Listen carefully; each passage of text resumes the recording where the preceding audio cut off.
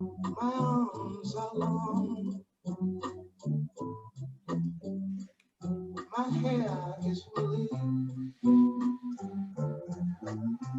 and my back is strong enough to take all the pain. It's been inflicted again and again. What do they call me? My name is Aunt Sarah. My name is Aunt Sarah. My skin is yellow, and my hair is long. Between two worlds, I do belong. My father was rich and white. He divorced my mother late one night. So here I am. What do they call me? My name is Saffronia. My name is Saffronia. My skin is tan, and my hair's all right. It's fine. But my hips invite you, Daddy. And my mouth is like wine. Whose little girl am I? Why yours if you've got some money to buy? What do they call me? They call me Sweet Thing.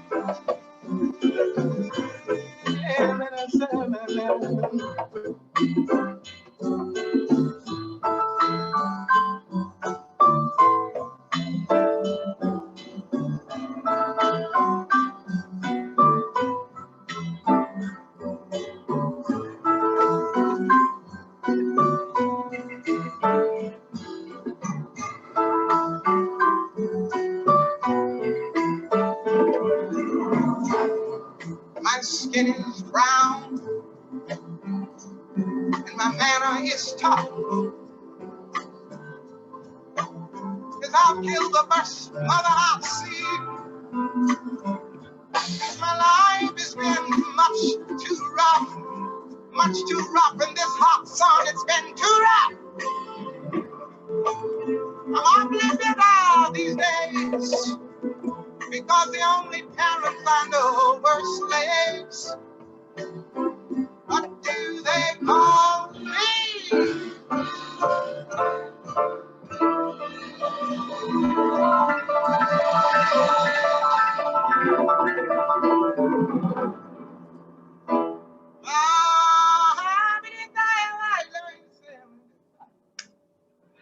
My name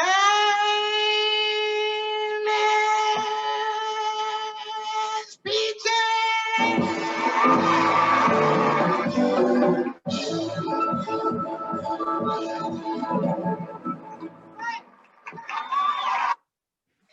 Hi, everyone. Welcome, welcome, welcome. Back once again to our event, our fourth and final event in the Black Culture Matters series here at Prince George's Community College. I'm getting some messages in the chat about the joining. We're not joining using the join button on Eventbrite. I sent a message in email the day before yesterday, I believe, or maybe yesterday. For some reason, there's a standard message at the top and then underneath it is the Zoom link. So if you know people who are trying to get in, please let them know that if they scroll down and keep reading the email, they'll see the appropriate Zoom link to join.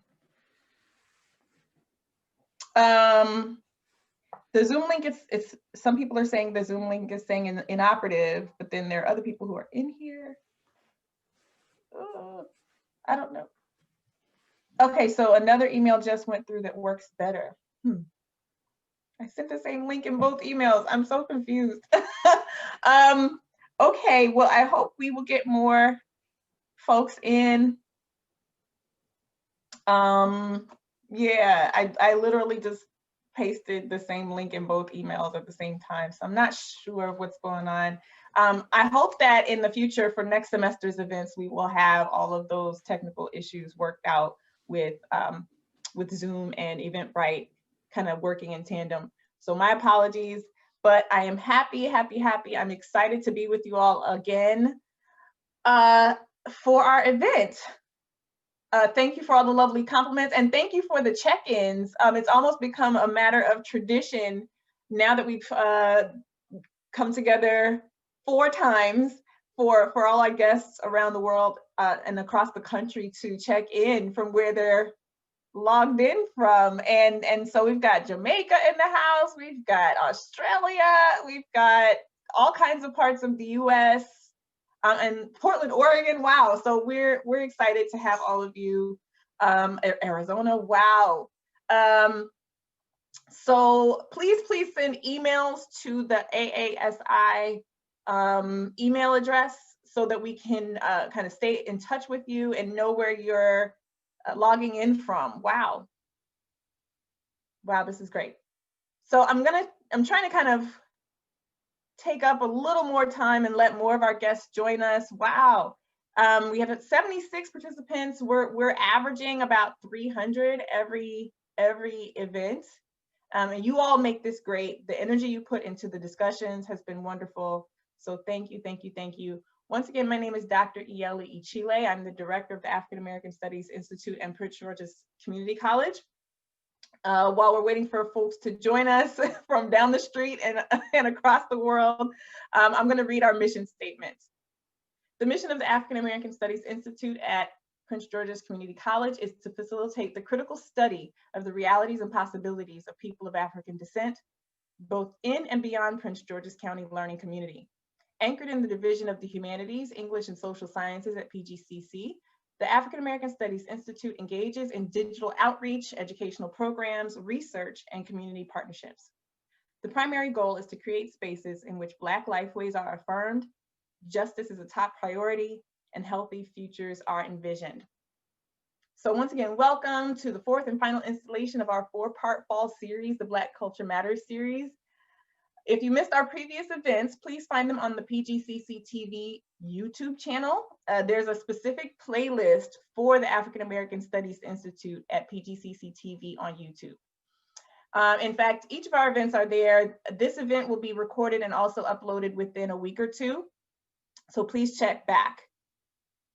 First, before we get to our wonderful speaker, I want to be transparent and put some disclaimers, some very important disclaimers out there and some acknowledgements.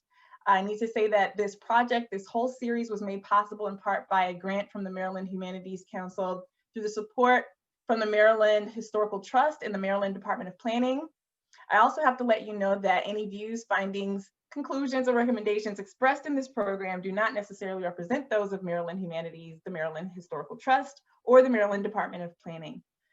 That said, I would also like to give a special thanks to Dr. Nicole Currier, the Dean of the Humanities, English, and Social Sciences Division at PGCC, Dr. Corey Brown, the Chair of the Social Sciences Department, Ann Shepard from the Office of Institutional Advancement, Sanji Joyner from Communications and Marketing, Matthew, Dante, everyone who has helped out. There's so many people, so many moving parts to support me in my new endeavor, in this new role as the director of the African American Studies Institute. There's just been an outpouring, so thank you from the bottom of my heart. And I look forward to working with you all in the spring for all the rest of the great stuff we have in store. All of those housekeeping things out of the way. Oh, thank you, Claire, for raising the question. I'm going to give that information out as soon as I can. I'm going to try to put some of that out at the end of the event. I would like to introduce our guest. Our presenter this evening is Dr. Jared A. Ball. Dr. Ball is a father and a husband, After that, he's a professor of communication studies at Morgan State University in Baltimore, Maryland. He's the founder and curator of imixwhatilike.org. Oh, imixwhatilike.org, a multimedia hub of emancipatory journalism and revolutionary beat reporting. Dr. Ball is also the author of I Mix What I Like, a mixtape manifesto, and more recently, a book entitled The Myth and Propaganda of Black Buying Power. Dr. Jared Ball is going to present on music, media, and memory, Black music and Black media being topics that are both near and dear to both of us. We've done a number of interviews and all kinds of other work together over the years. I'm really happy to finally be the interviewer for once with Dr. Ball and ask him some questions. And I'm honored to share him with all of you this evening.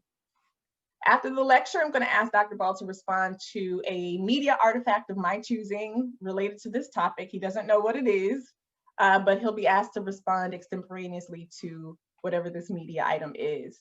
And then we'll open up the chat and give all of you a chance to respond to the item, and then we'll open it up for discussion and questions and, let it flow.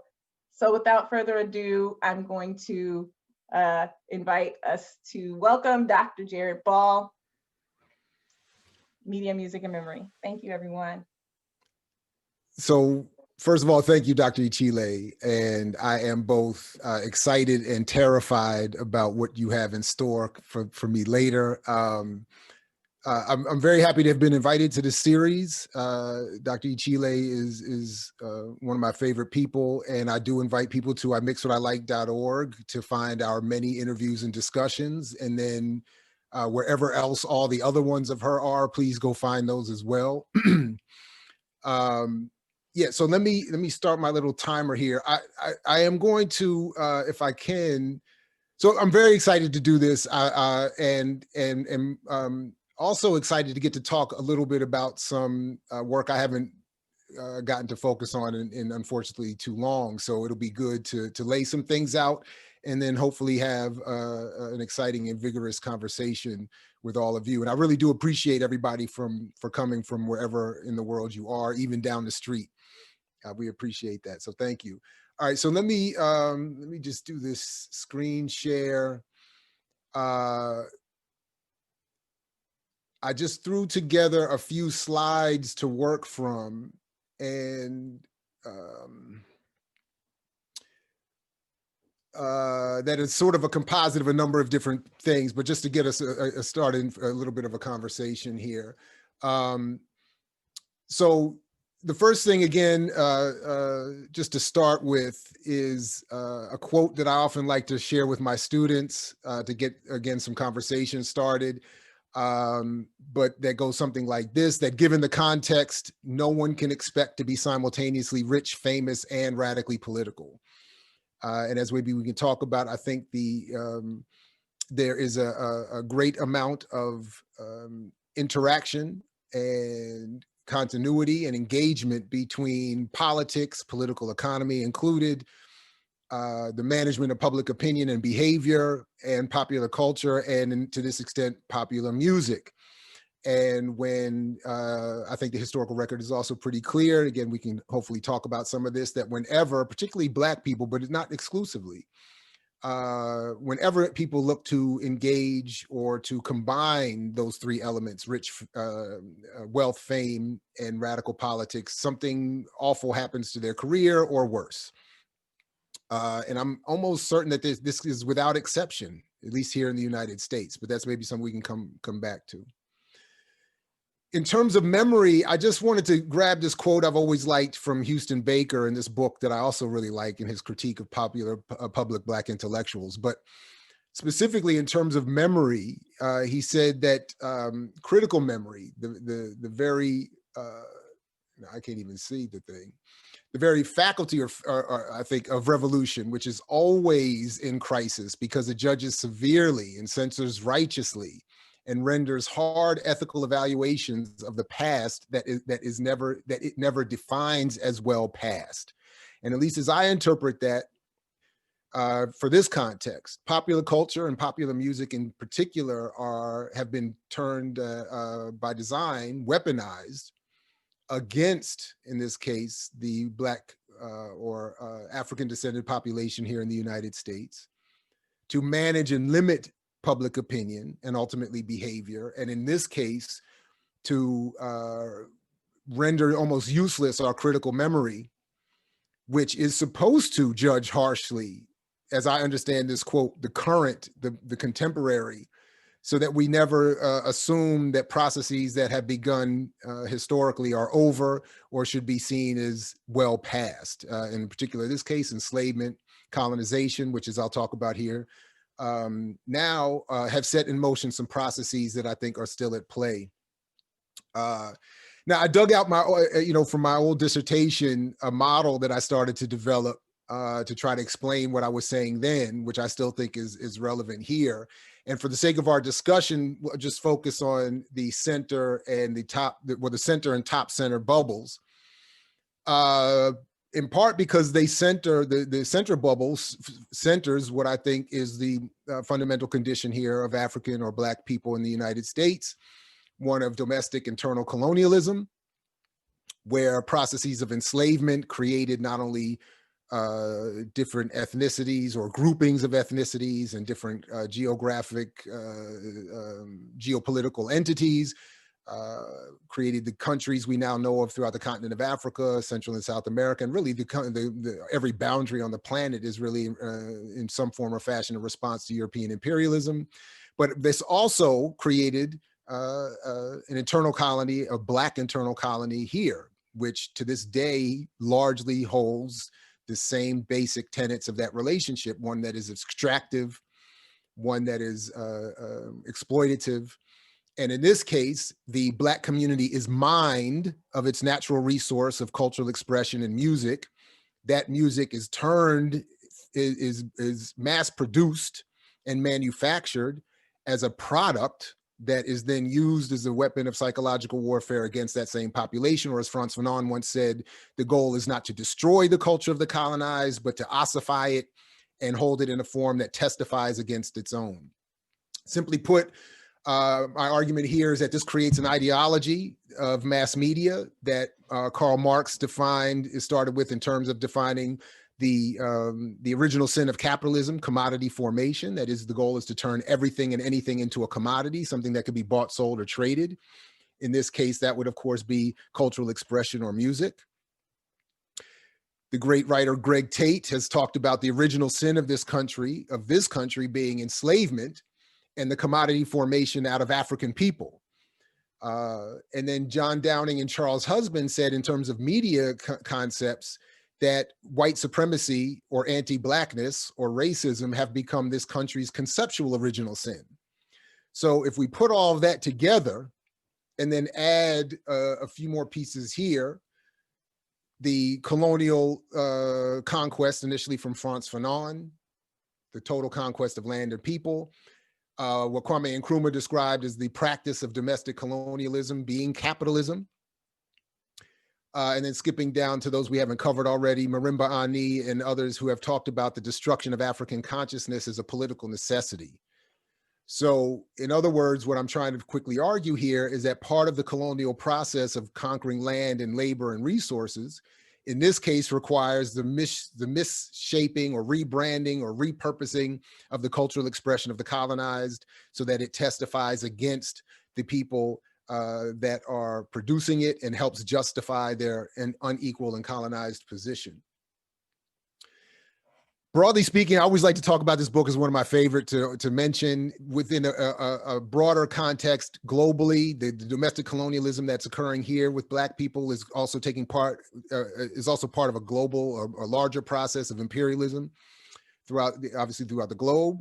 And what Francis Stoner Saunders talked about in this book is the relationship between the intelligence agencies and the political and elite, the academic and political and economic apparatus of the United States in a collegial relationship with their cohorts in the West, that is MI5 and British intelligence, et cetera, wanted to create during the Cold War, a cultural Cold War, where art and science and music were all and writing were all used to create a global, were intended at least to create a global cultural appearance, that the only way for those decolonizing after the Second World War to get themselves right, and the only way for those seeking power in of themselves in the second, needed to engage in a cultural battle, a cultural Cold War, to dominate and to use cultural expression to, in this case, defend capitalism and to defend the concepts being wedded together of capitalism and democracy. So as she says here, that at least in this part, the goal was to, you know what, I'm sorry, I have to exit out of this because I can't even read what I'm saying here. There we go. Sorry about that. Committed to demonstrating the fallibility of the Soviet mythos and the superiority of Western democracy as a framework for cultural and philosophical inquiry.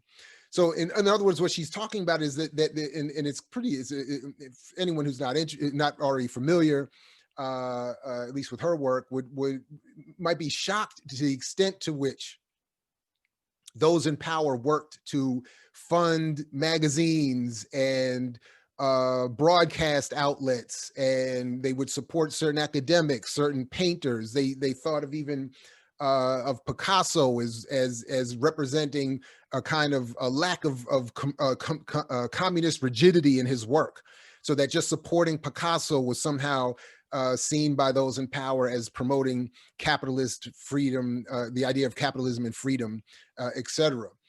So in other words, my point really is just to try to quickly draw this context where it's not just entertainment, it's not just art, that what becomes popular is not just a matter of who has the most talent and what certainly what is often misunderstood in media studies as the desire of the audience. Quite the opposite. Our interests and our public opinion and our tastes are often shaped or encouraged in certain directions by those in power in ways that we're not always familiar. And in terms of this country, I think it's always important to talk about the origins of my field of work, because I think it has a lot to do with what we're talking about here. And again, setting this context, that the founders of the field of mass communication were very clear that they were to be engaged in manipulating public opinion, to setting people's identity, to managing their behavior, to setting political trajectories and limits, and to be engaged in propaganda. And I think that we would all, everyone would be served by an increased study into the role propaganda has played and plays to this day in the development of this country in particular, and much of the media and cultural and political, for that matter, apparatus that I always quote Marshall McLuhan's line that we don't know who discovered water, but we know it was not the fish, because an all-pervasive environment is always beyond perception. Well, this is what, at least in this case, Timothy Glander is talking about in this book about the history of the field of mass communications research, and what he says here about memory and the use of propaganda to manipulate people's memory, to manipulate great mass audiences is again, I think, relevant here. He says that the human interest in spectacular events are remembered by the mass audience, whereas such serious subject matter as public affairs is remembered less well by the part of the population which is not gifted with good memories. Nearby events are more likely to be remembered by the mass audience than events of distant origin. Details and names do not make for mass remembrance, and details of political events and foreign names in public affairs, in a public affairs story, are especially hard to remember. Index words of a sensational or familiar nature are also helpful in penetrating the memories of the mass audience. Now, when I read this is obviously not being written for our particular context, but what I heard immediately is, this is what was in the minds, or even the unconscious minds, of those in the commercial world who, for instance, in my lifetime, turned much of the radical potential in hip hop into commercial product, anti-Black, anti-woman, anti-radical commercial product designed specifically to, over a series of generations, make it less possible for us to remember the radical origins potentially of that art form and of the radical political traditions in our communities, but specifically also has in helping inject, quote, these index words that would help advance the devolution of our political consciousness. For instance, the imposition of the popularity of the word nigger. This is not something I talk about with my students all the time. This is not something that had a natural, authentic, or innate sort of growth. This was something that was imposed as much the same way as Africans in this country have been encouraged to walk away from their African consciousness, even by name, even through threats of deportation, to see themselves as a disconnected, isolated, and desperate enough to woefully and only be wedded to the political apparatus of this country, Black population.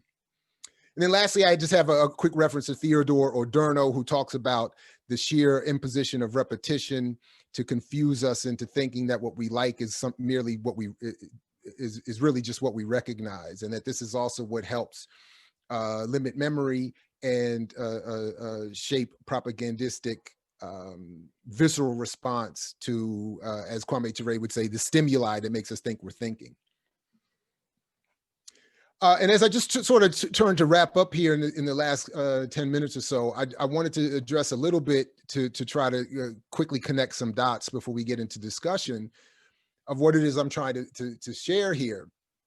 To start off with a little bit here, that those processes I've quickly tried to outline, colonial enslavement, shaping public opinion, managing the consciousness of in this case, African descended populations, is what leads us to today, where I think a lot of us are encouraged to think that with the new media technology and the new media environment that we've somehow crossed over into some sort of new world where, as I used to hear when I would deal mostly with artists more directly, that would give artists a kind of chance to get their music out there, to circumvent the industry and break these patterns of colonial corporate dominance and so on and so forth. But in reality, the brilliance of this system that clearly I'm not so much enamored with, but impressed by, is reshaping in real time in a way that I think a lot of people are not quite catching.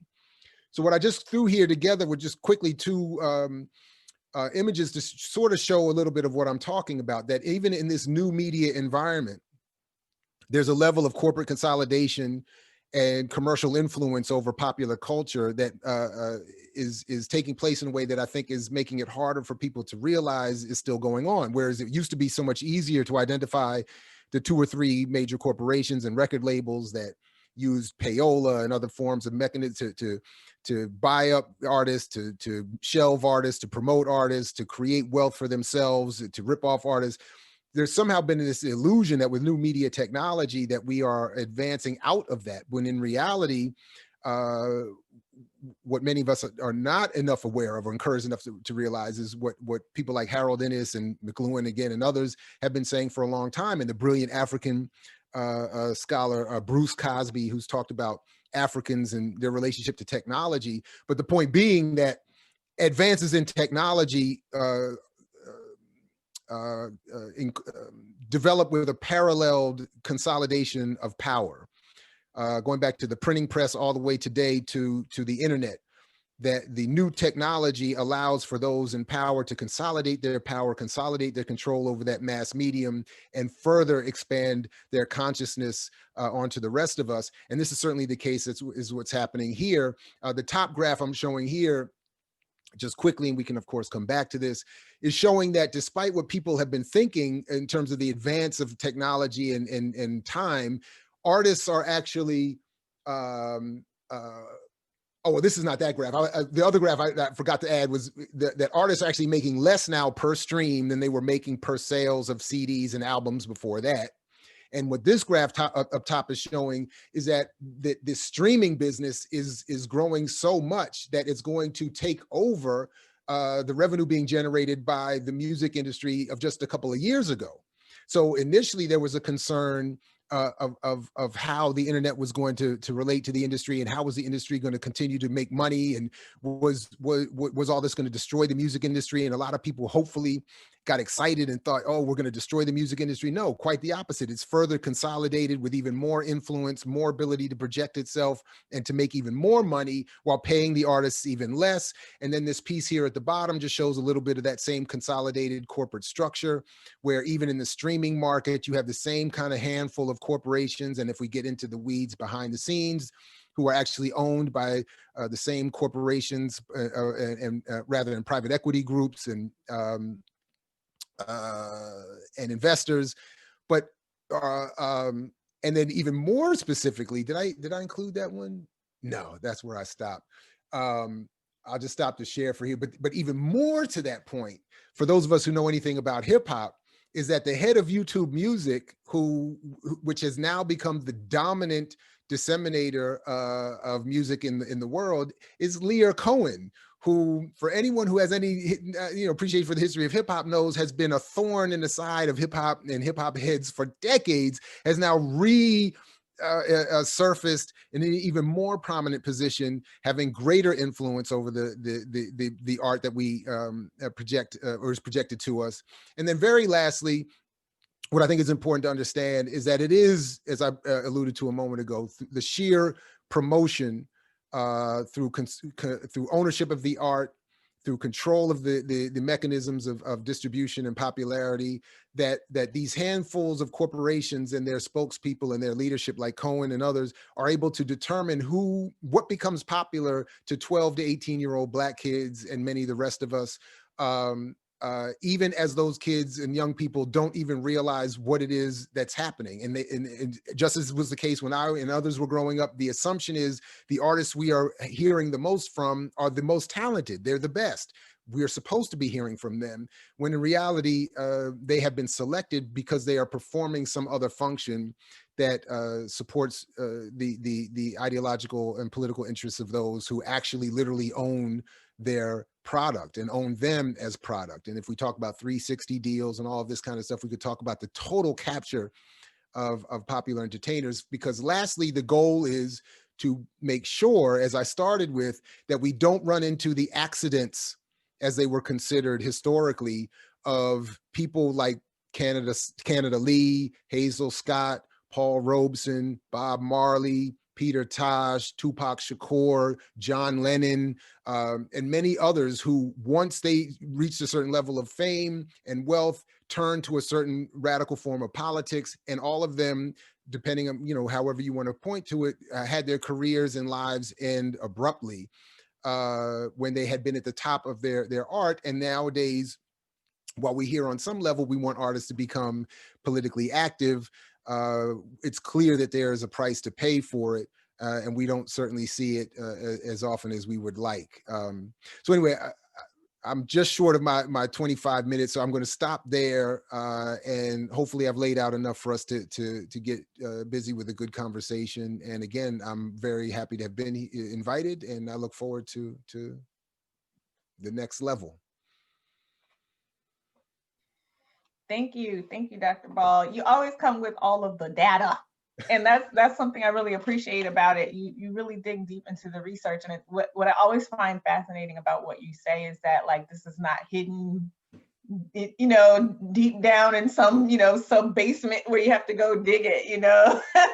Yeah, journalists love data, don't they? Yeah. So but people don't seem to, even the people in power don't seem to feel the need to hide what they're doing. It's kind of out in the open. It's just kind of like leaning very heavily on the notion that we won't care if we know. But in any case, I want to do. I'm taking all my liberties, since this is I'm the captain of this ship for now. And all my 100, or so co-captains, I wanted to first present my media artifact. And now I feel some kind of way about it, because it's actually a song on YouTube. And I'm like, is this money going in Lear Cohen's pocket? Oh no, now I feel bad. So you have to explain to me how being the director of YouTube Music, like what that means. That's going to be my first question, but we also have 2 hands up. But I want to play this song for you, and I just kind of want to get an extemporaneous response to the song.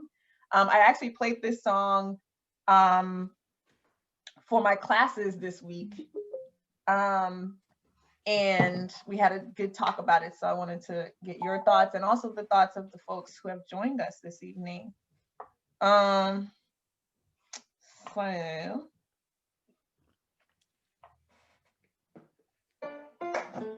ads. You got to get through the ads.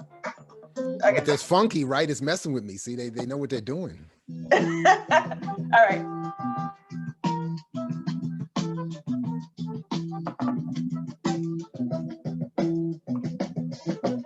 You will not be able to stay home, brother. You will not be able to plug in, turn on, and cop out. You will not be able to lose yourself on Skag and skip out for beer during commercials because the revolution will not be televised. The revolution will not be televised. The revolution will not be brought to you by Xerox in 4 parts without commercial interruptions. The revolution will not show you pictures of Nixon blowing a bugle and leading a charge by John Mitchell, General Abrams, and Spyro Agnew to eat hog maws confiscated from a Harlem sanctuary. The revolution will not be televised. The revolution will not be brought to you by the Schaefer Award Theater and will not star Natalie Woods and Steve McQueen or Bullwinkle and Julia. The revolution will not give your mouth sex appeal. The revolution will not get rid of the nub. The revolution will not make you look 5 pounds thinner because the revolution will not be televised, brother. There will be no pictures of you and Willie Mae pushing that shopping cart down the block on the dead run or trying to slide that color TV into a stolen ambulance. NBC will not be able to predict the winner at 8:32 on the court from 29 districts. The revolution will not be televised. There will be no pictures of pigs shooting down brothers on the instant replay. There will be no pictures of pigs shooting down brothers on the instant replay. There will be no pictures of Whitney Young being run out of Harlem on a rail with a brand new process. There will be no slow motion or still life of Roy Wilkins strolling through Watts in a red, black, and green liberation jumpsuit that he has been saving for just the proper occasion. Green Acres, Beverly Hillbillies, and Hooterville churches will no longer be so damn relevant, and women will not care if Dick finally got down with Jane on Search for Tomorrow, because black people will be in the streets looking for a brighter day. The revolution will not be televised. There will be no highlights on the 11 o'clock news and no pictures of Harry armed women liberationists and Jackie Onassis blowing her nose. The theme song will not be written by Jim Webb or Francis Scott Key, nor sung by Glenn Campbell, Tom Jones, Johnny Cash, Engelbert Humperdinck, or the Rare Earth. The revolution will not be televised. The revolution will not be right back after a message about a white tornado, white lightning, or white people. You will not have to worry about a dove in your bedroom, the tiger in your tank, or the giant in your toilet bowl.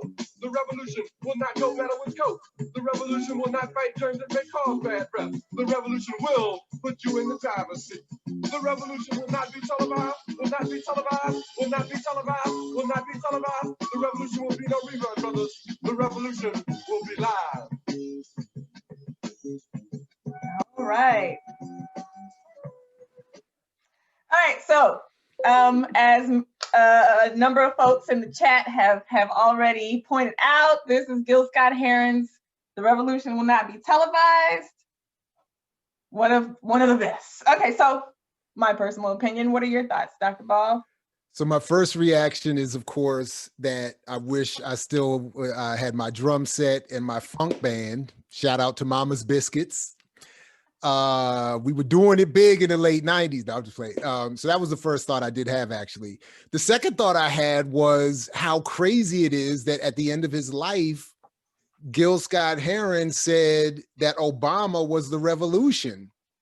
Because to me, especially after Obama had just won his campaign in 2008, had won Brand of the Year from Advertising Aid. So he was literally awarded as the marketed brand of the year.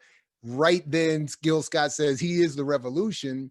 And it was sort of that crazy, contradiction where it seemed like Gil had fallen victim to his own warning.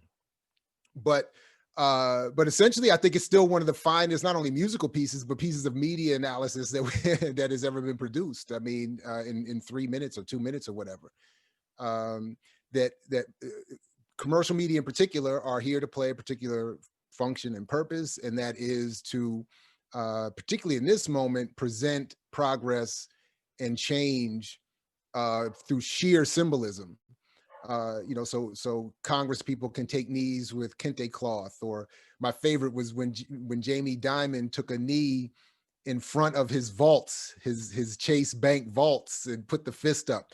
Like that kind of symbolism, not that it's effective, is the attempt that Gil was warning us against, that's not where the revolution's going to be. You're not going to see it in between, you know, commercial breaks. It's going to be happening because you are in the street, not watching TV, organizing and getting active. So that's always what I think when I hear it. Same. Yeah, I mean, obviously it was a song written and recorded in a specific historical moment. So the brands that are being mentioned, all the commercial slogans from television ads are kind of, you know, they would be different today, but you know, now we have Black Lives Matter branding everywhere, you know, on the homepage of all these, you know, websites for all these products. And, you know, it's trending.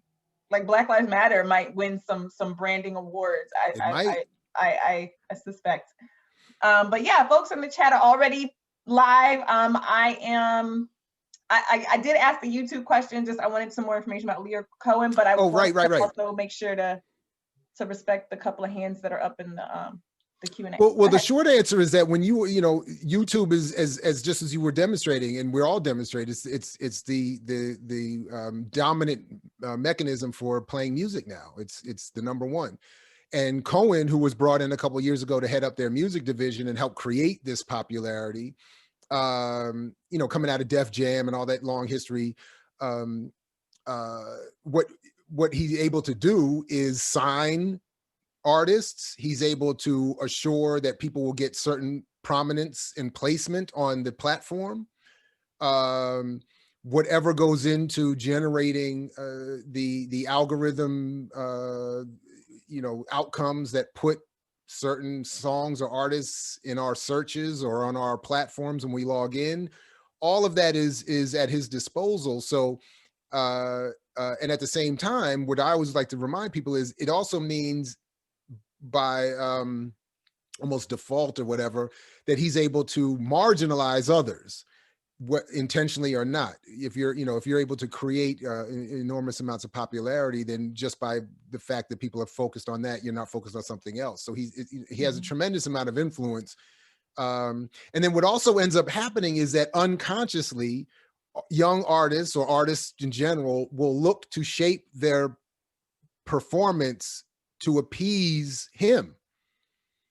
So it's no longer this natural, we just are born and to the extent that it ever was, and we just sort of find our interests and our creativity and we do our thing. No, people start to use their talents to tailor them towards what they think will get them signed and get them the spins and the attraction. And then part of what Theodore Adorno was saying with that quote about we confuse like and recognition was that by recognizing what is popular, by growing up and just watching TV and listening to music, you see and hear what's popular. And then again, without it being conscious, you want to do that. So you think you like it, but it's really just that it's recognizable. And then the artist and all of us. And by the way, part of what Frances Stoner Saunders was talking about in her book is the way that this is done to journalists and academics.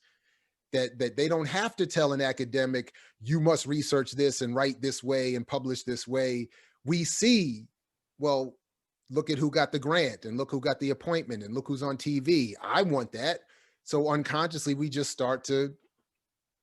our work just starts to look and sound like that. And that's just how it works. So in short, the shortest way I can do it, at least, that's the way Cohen impacts music. And it just is, even if I liked him, I would be uncomfortable that one man would have this amount of influence, one middle-aged, older man, white man, with whatever his politics are. And I'm not a fan of them, but even if I were, I would just think this is not, how can he be telling young Black people what's hot or allowing us to, or, them to, anyway, it just doesn't make any sense. Right. How is he the gatekeeper on the Black? Yeah. And all the other stuff. On any stuff, really. Why would one person, one man in particular, be, it's crazy. It's unfair at a minimum. So we have Dr. Donna Moss. I'm going to allow you to talk. So I'm going to, if you want to come through the audio, that's fine. If not, you can go ahead and just type your question in the chat. So I'm going to click to unmute you. Go ahead. That's okay. I don't have any questions. The presentation was wonderful. I really liked it. I loved the music you played. And I was wondering, are there other artists that well, I do have a question. Are there other artists that he feels have really made a difference, even though they've been involved politically, instead of they're not being recognized due to their politics? Has anybody been able to get past that barrier? It's a good question. It's a very good question. Thank you. I think, yes. So what I really mean by my overly simple, it started off as a joke, but I actually really mean it now, is that it's not to say that people who aren't enormously commercially, famous don't have impact. Quite the opposite. It's that in fact, many have an impact that surpasses on some levels those who are commercially famous. It's just that the commercial space is meant to do something. So it is just like with propaganda, propaganda isn't really to be judged by its impact, only by its intent. So we can debate, there's a lot of debates obviously about agency and individual, ability to overcome certain intended influences. But the goal of the commercial space is to limit people's thoughts. So there are a lot of artists, and I used to spend a lot of time trying to promote them and share their work as part of my own journalism, but who have a tremendous impact. My favorite is Pharoah Monch as a rapper. Pharoah Monch, I think, has a tremendous impact still to this day, but he's never been commercially at the top. There are a number of people who younger people would be more familiar with than I am at this point. But my point really is that but that's the point, that they're not commercially famous. So they can be even rich in some cases, and they can be radically political. And by that, to simplify for this conversation, by radically political, I just mean, let's say anybody who is left of supporting the Democratic Party. Like, you can't, even if you're academics, nobody can get on TV if you're left of the Democratic Party. That critique is not allowed. So I think musically is pretty much the same thing. So you can, say F you, F me, F whatever, but if you support Biden, you'll be okay. But if you say, I love you, I love him, I love her, but I want to support, the Green Party or something else, then as an artist, you'll get excluded. So that's really, the commercial space is meant to play a certain political function. So yes, there are artists, that I would call out, like Marcel P. Black and Skip Kuhn and Maimouna Yusuf, who, she's probably the baddest on the planet, but she's not famous. But I think she has I don't know. I think she does have I think they do have an impact, I would say. They're just not allowed, they're not going to be able to do it from the commercial perch. I hope that made sense. That last name, Maimouna Yusuf. Yes. And Google, I'll even be honest. I hate that she ended up doing this thing at the NPR Tiny Desk. I hate that they grabbed her up. I wanted, I hated, but for her career, I'm sure. But yeah, thank you for that. But if you Google her, when she did a thing with Common at NPR's Tiny Desk, she sings, she raps, she used to tour with the Roots and Common. She's from right around here. She's a friend of mine. She's amazing. But she's always invoking radical politics, her African ancestry, her indigenous ancestry. Women's issues, poverty issues, class issues. It's all wrapped up in there, and it's artful at the same time. This is such a plug, right? But it's legit. But yeah. But the industry does happily find what I would argue are lesser talented women who perform differently their womanhood. Yeah. that's. So we have another question from Regine Hardy. I'm going to allow you to talk. I'm going to unmute you. Go ahead. Hi. I just want to. Oh, you're muted again. Sorry. Let me. Uh-oh. Okay. Can you hear me? Yes. Yep. Awesome. Hello again. I just wanted to say I really enjoyed your presentation. It was very insightful. I guess it was kind of like a question / statement piece that I had for you. I guess that's a reason why, based off of the algorithm on YouTube, that depending on what song, like you said, what song you're listening to, is what we generally hear or is reciprocated through our recommendations or is the next played or what have you. So if you're listening to, let's say, a club song or a song that has the N word repeated in there and every other female is the B word and, females are gyrating across the screen and what have you, which is crazy for me to say because I'm 26, but you would think that, as a Black person, that will be something that they will assume that we're proud of seeing, which is not the case. We don't want to see our young ladies, gyrating across the screen, to see our children and our siblings, reciprocate that. And I guess in your terms, can you explain how that plays into our suppression as Blacks in the media and in the music, where there's this expectation that, okay, I want to be a rapper, so I'm automatically expected to be like, okay, I'm going to go sing this rap song and every other word is going to be a curse word and nothing positive. It's going to be about money, cars, all of this stuff. And I'm going to get big. But if I do something like, sing about politics, sing about love, charity, friendship, all of this stuff, then I'm not going to make it big, or I'm not going to be as big as that person that's singing about profanity, sex, and what have you. So can you kind of like explain how that has played into our cultural norms and how that has possibly negatively or positively impacted our community? So I appreciate the question. What I heard, if I heard you correctly, I heard you slip into that common encouraged mistake where you said something like, why would they think we want to see that performance in our women? And this is something that is one of the hardest points, I think, to get across about media. What is being delivered to you is not what you've ordered. It's like the opposite of the dining out or the pizza delivery or whatever. What you ordered is not what you get. What you get is what those who are creating the order want for you to get. So it would be like ordering a pizza and just calling up whatever and saying, I want pizza. And then they will determine what kind of pizza you get. And then you will get so much of that pizza that you will eventually say that that's the kind of pizza I want.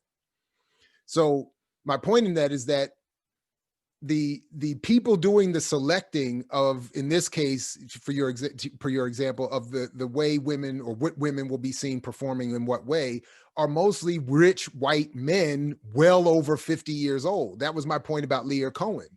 Lucian Grange, who is often considered the most powerful man in music, is an almost 80-year-old Frenchman who owns Universal Music Group. Warner Music Group, the third largest, is owned by a Ukrainian, Leo Blavatnik, a Ukrainian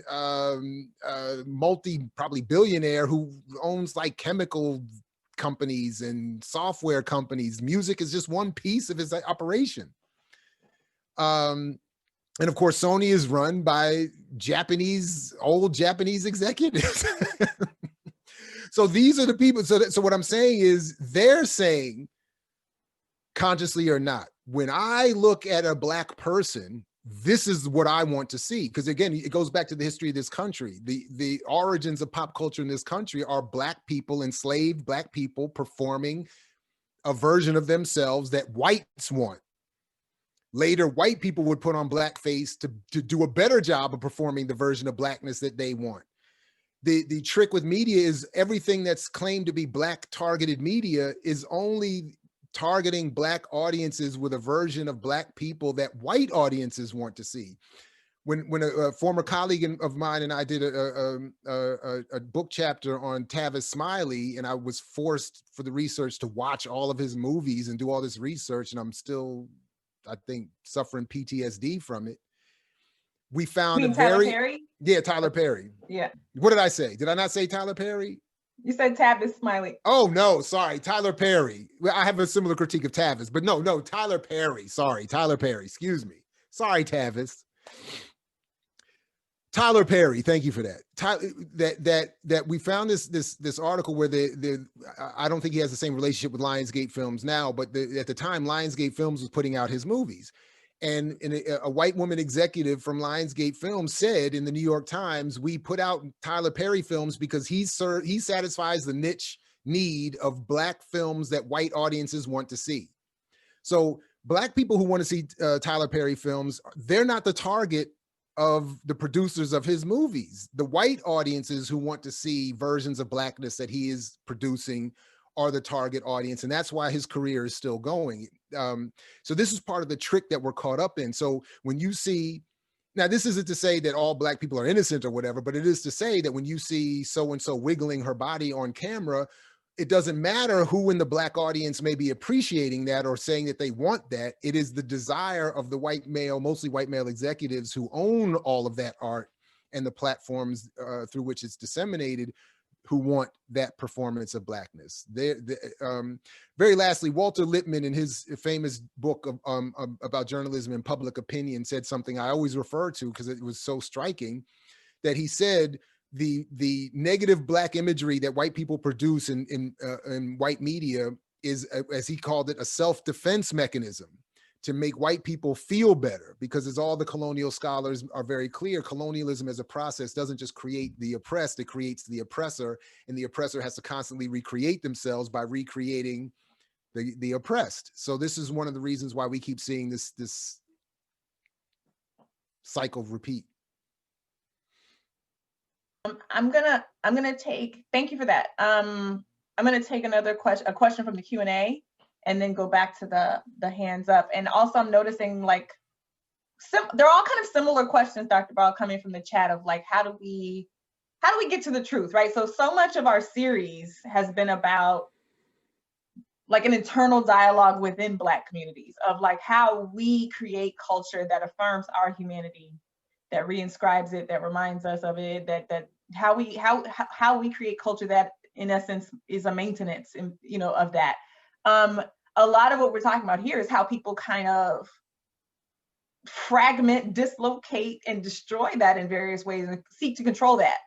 And now, so again, the questions are kind of like, well, how do we get to what's real? How do we get to real Black music? How do we get to the truth? How do we spread the truth of how people's tastes are being controlled and shaped, right?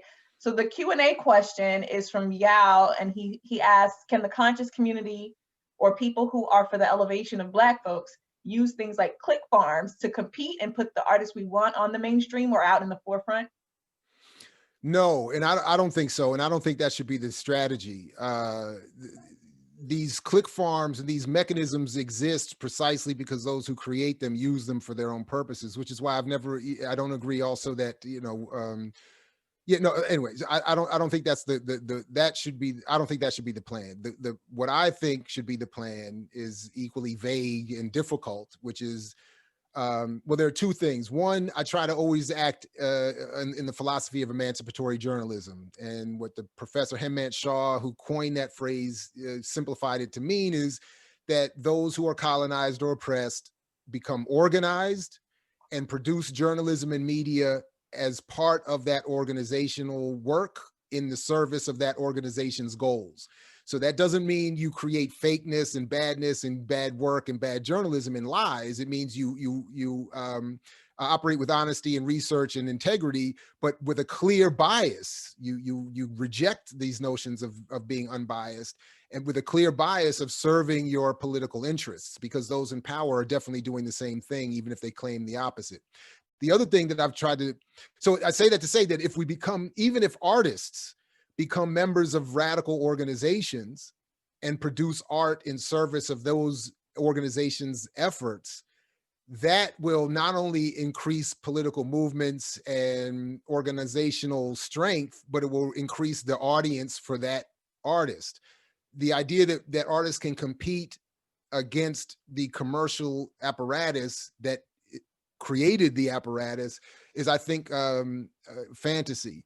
The other thing is that it's very difficult, and there's a longer, funnier story behind this, we don't have time for, but shout out to my old buddy Vernon. I've coined what I've tried to describe as the Vernon philosophy of Black media avoidance, which is the basic idea that if it's coming from the commercial apparatus, we should try to avoid it as much as possible, or put up some heavy critical barriers intellectually between even what we like, between ourselves and what we like, given that where it's coming from, and then try to develop other public spheres, other alternative spaces.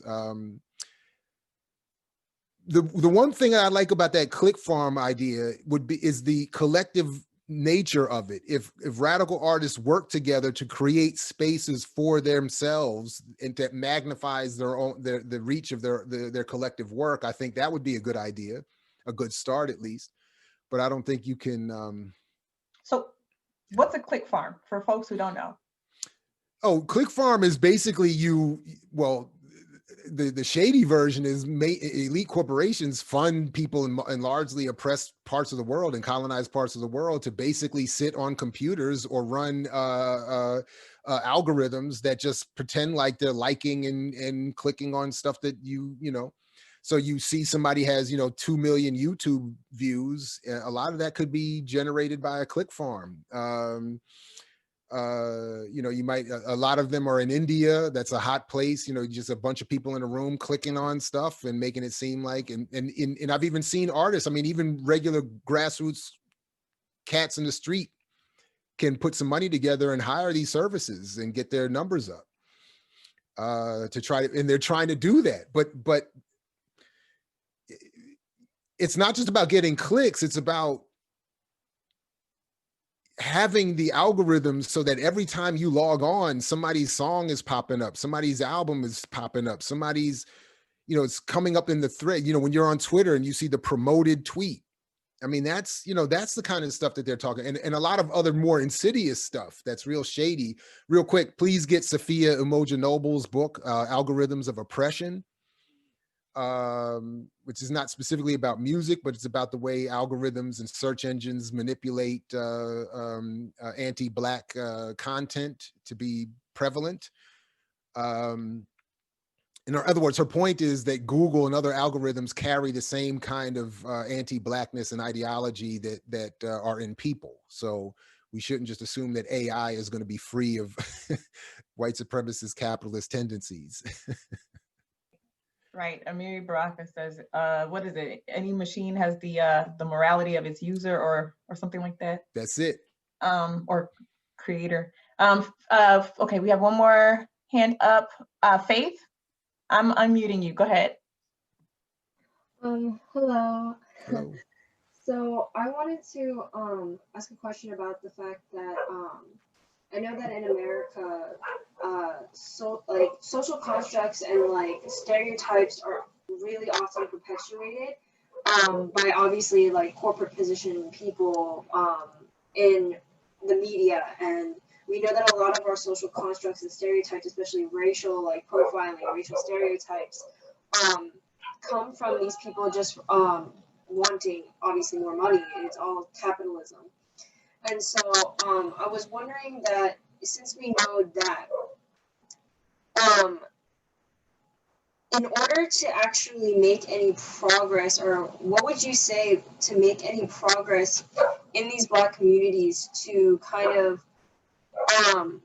break those barriers, what would be the most efficient way to start doing that? I know that there's a lot of social pressure and social media has become this really great tool in kind of combating these social constructs. But from your personal opinion, how would you think that, especially in the music industry and in just the film industry as well, how, you know, the community can change that?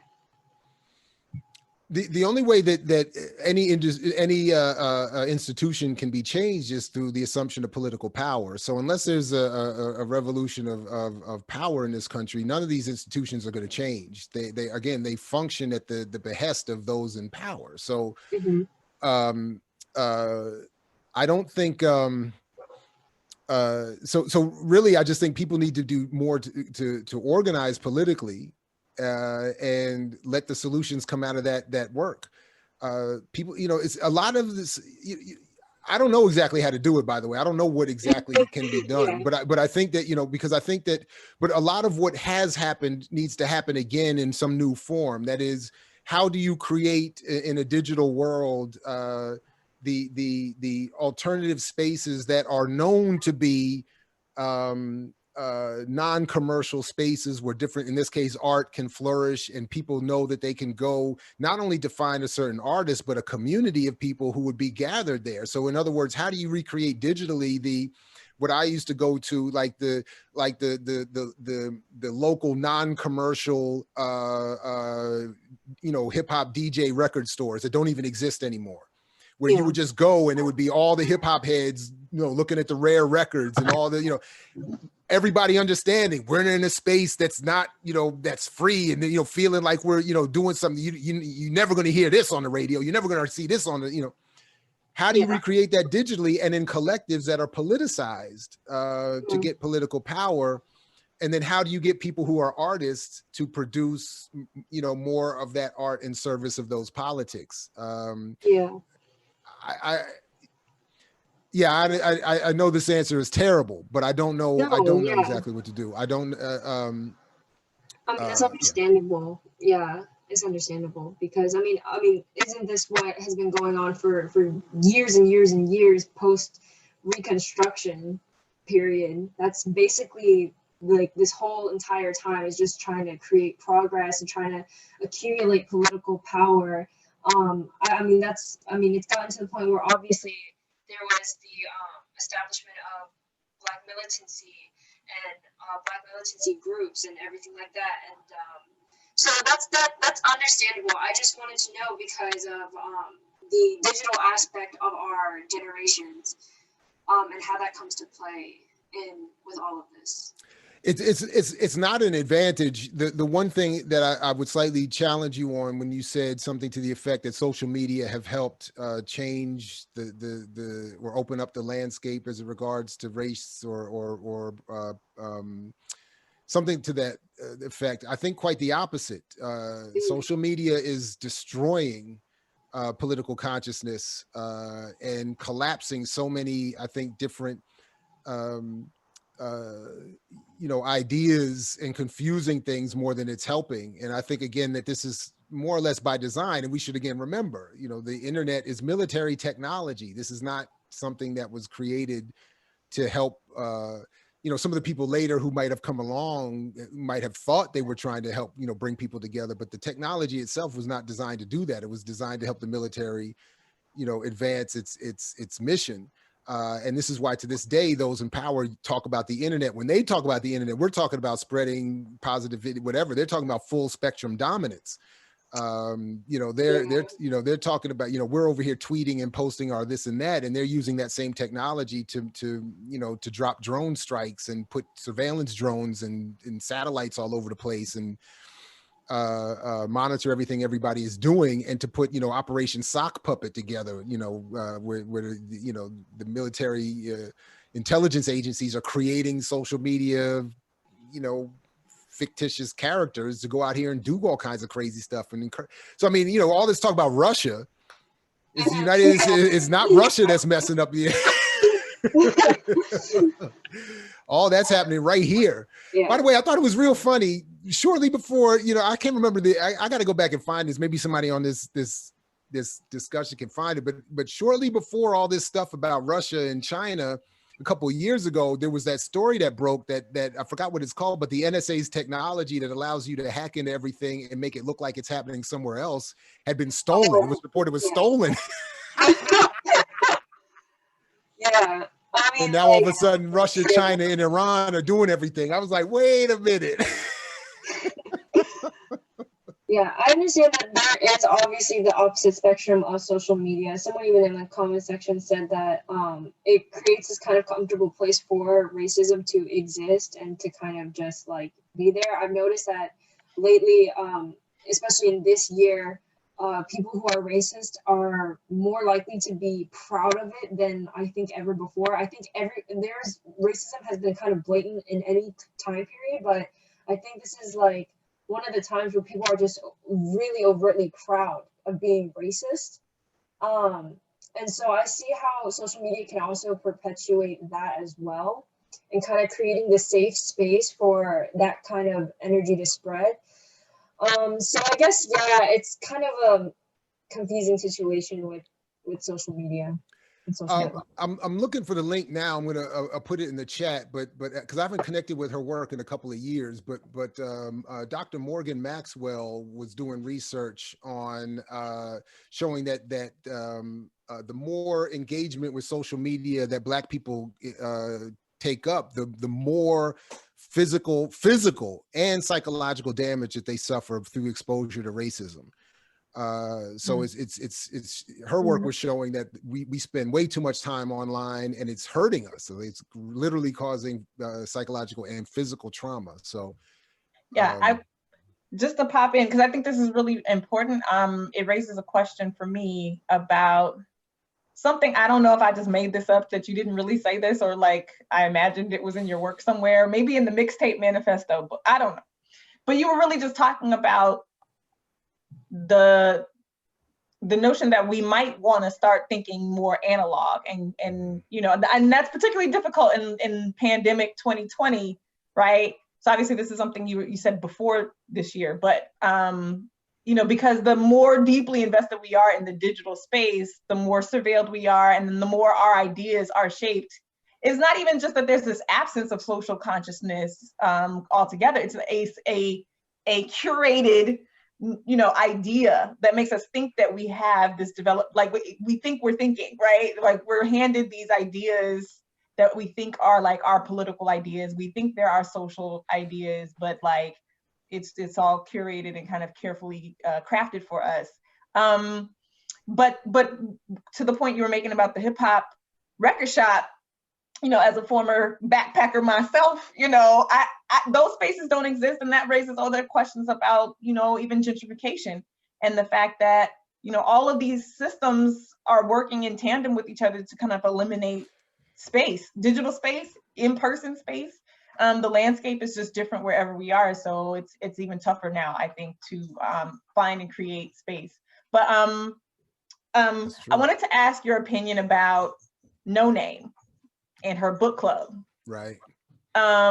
So this is a rap artist, a young woman rap artist who I think has presented herself as someone with an emergent class consciousness, race consciousness. She's got, you know, tens of thousands of people in this study group reading books that she recommends.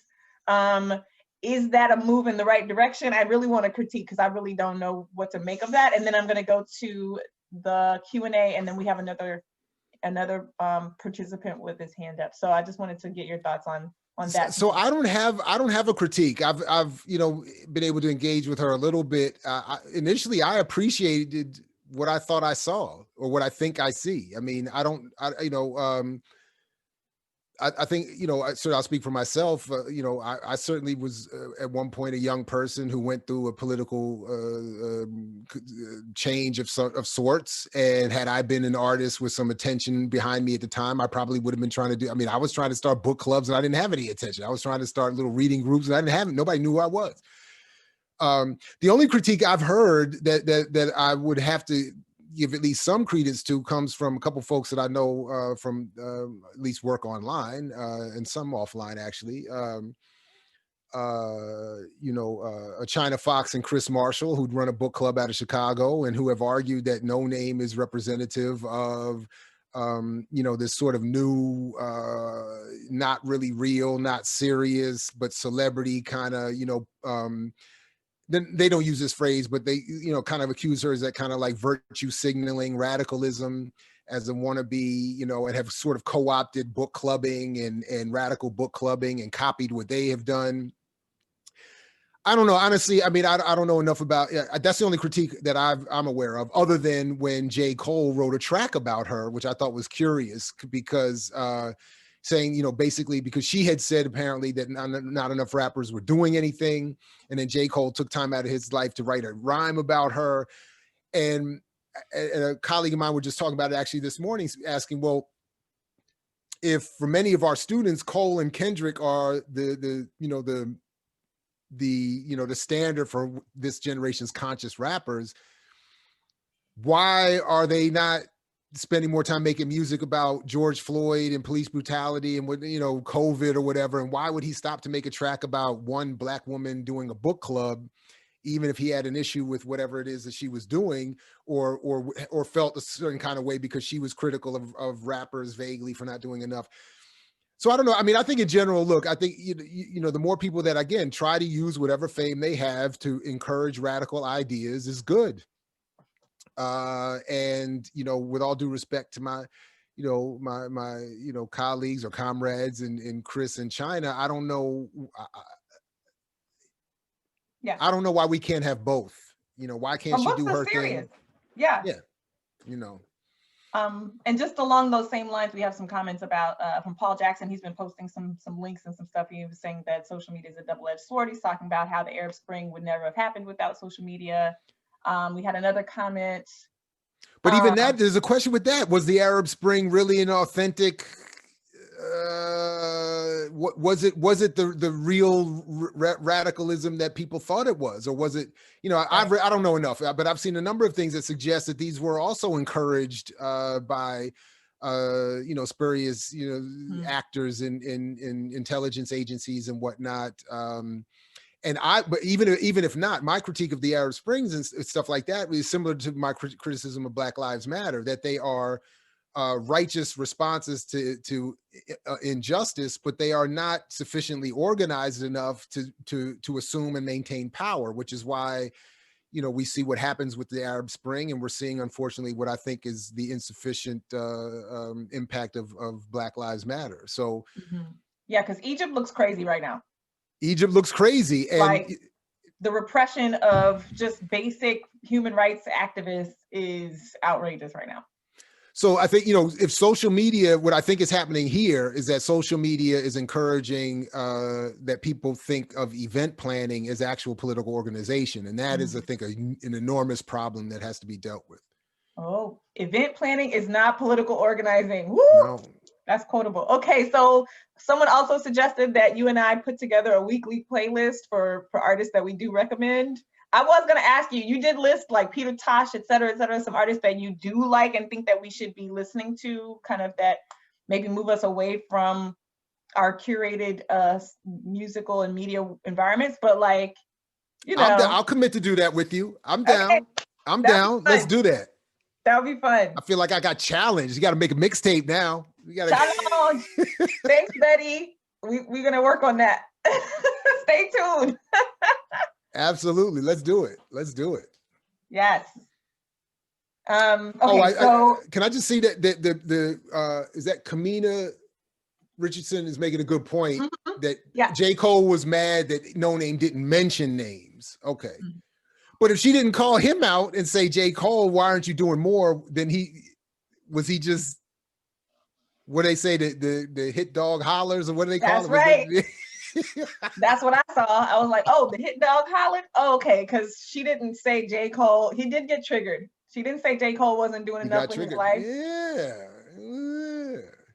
So he had to backtrack. He had to backpedal a little bit. He had to come back up off of that diss track. That's a really good point. I'm trying to make sure I'm addressing all these really great comments. But I want to go to the questions because we have a couple in the Q&A. Okay. Ustan, I'm not sure if I'm pronouncing that correctly. My apologies if not. He says, where do you think education falls into this discussion, and what would be a resolve to your talking points and observations going forward? Oh, I'm tempted to pull up my old dissertation model, because education is in my model. Education plays an essential. This your show. No, education, that's absolutely, education plays, can I find it now real quick? But education plays everything, has everything to do with this. You know, the people, the book I quoted by Tom Glander, what is his name? Glander, was a lot of what it's talking about, actually, fascinatingly enough, is the history of early 20th century argument in this country around there it is. Sorry about that. Around, boom, where is it? Journalism, practice, and education. They work hand in hand to narrow frames of acceptable news and discourse. That's what I was saying then.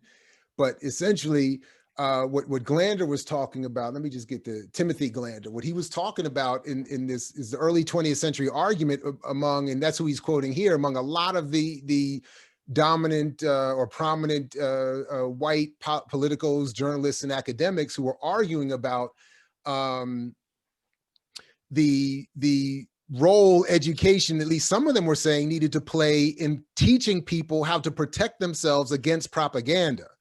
And what they were worried about was that the educational system, at least some of them were worried about the educational system, was taking on a process that worked for the propagandists by limiting our cognitive ability and critical thinking skills and making us more pliable and susceptible. So education plays, and in fact, the maybe number one or number two, depending on who you look at, propagandists of the 20th century, Edward Bernays, argued explicitly in his book, Propaganda, that that propaganda not only was a necessity to allow the political elite to manage and rule, but that they had to, because it was a necessity of what he said was the role of the, quote, invisible government, to take the responsibility of leading society and having us even pick our candidates the way we would pick soap or toothpaste, because we couldn't be left to really make the deep choices of candidates or even soap or toothpaste, and all that had to be made for us. And then his point, finally, to get this long answer longer, is that he was saying that propaganda should take a hold in every facet of society, including the schools. So he was, and he wrote, I mean, so this is what I'm saying, like, Dr. Chile, you said this earlier, like, people were very explicit. We just don't, we don't do them the honor of actually listening to what they said when they said, you know what I mean? Like, so he was very clear. Education must prepare citizens to become citizen consumers and to be pliable recipients of propaganda.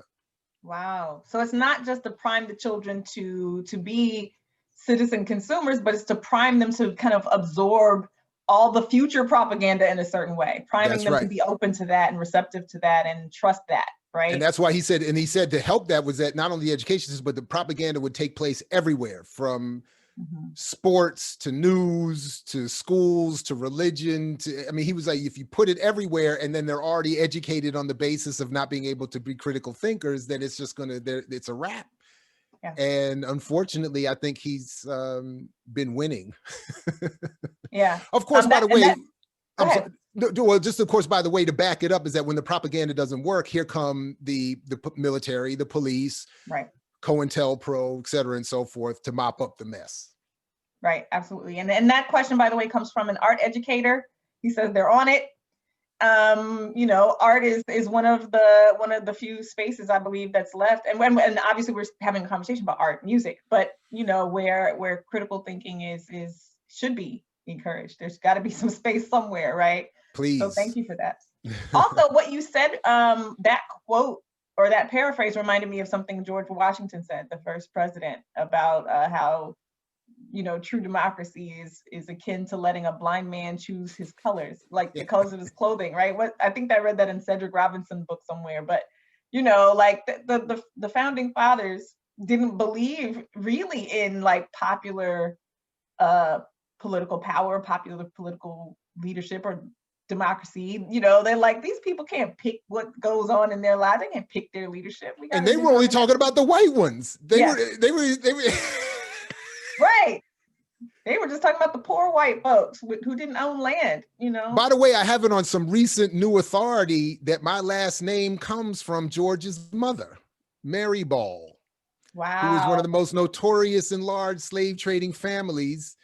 We haven't been able to, you know, make it concrete yet, but it looks like that's where, you know, but thankfully I only have daughters, so eventually this name is on its way out. It's gonna die. The name will die. Oh my gosh, wow, that's deep. So let me go, I'm sorry, to the hand raised. Ronald, thank you so much for your patience. Go ahead, I'm gonna turn on your mic. You're on, Ronald. Okay, I'm sorry. Okay, can you hear me? Yes. Okay, I'll give you a different perspective. I'm an 82-year-old man in Perth, Australia. Right, there's a different perspective already. Recently, I went to we have a university here with a music academy, and there's a jazz section in it. For the last 65 years of my life, I've lived with blues and jazz. I've always loved it. They're my heroes. These are the people I look to for inspiration.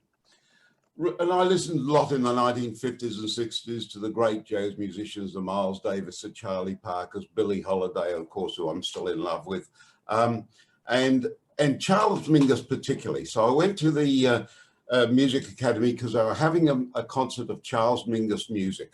So I sat there thinking, great, I can hear Mingus again.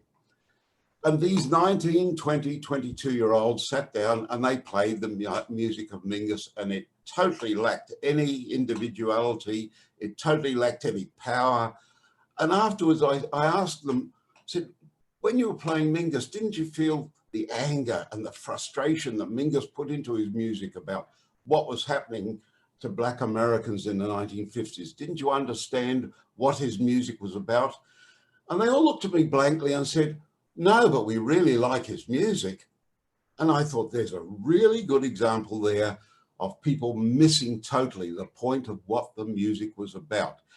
They were looking at me saying, but we're reproducing his music. Isn't that good in itself? And I really had a problem with that. I just said, no, if you miss the anger and the frustration and the message that Mingus was getting across, you miss what Mingus was about.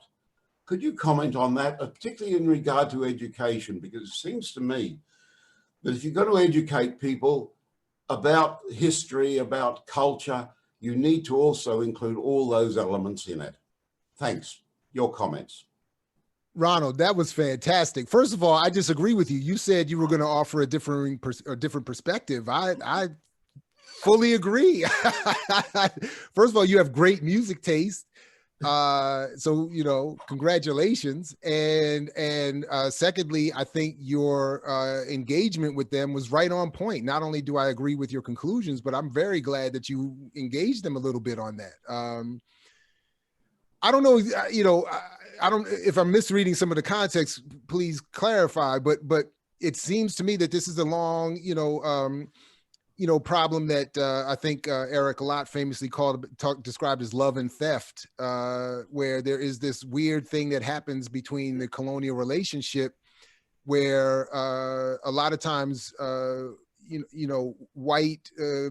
white people will want to play or want to engage the art of Black people without the Black experience of the Black people themselves. Greg Tate, who I quoted earlier, edited an anthology, a brilliant anthology called Everything But the Burden, where he was talking about this, or all of them were talking about this interaction between white performance of Black art and so on and so forth. And he was talking about, and at the time I remember this really gross story I was reading about white hip hop DJs in New York City. This would have been in the early 2000s, who were having, what were they calling them? They were calling them kill whitey parties. where the point of the party was only white fans of hip hop could come.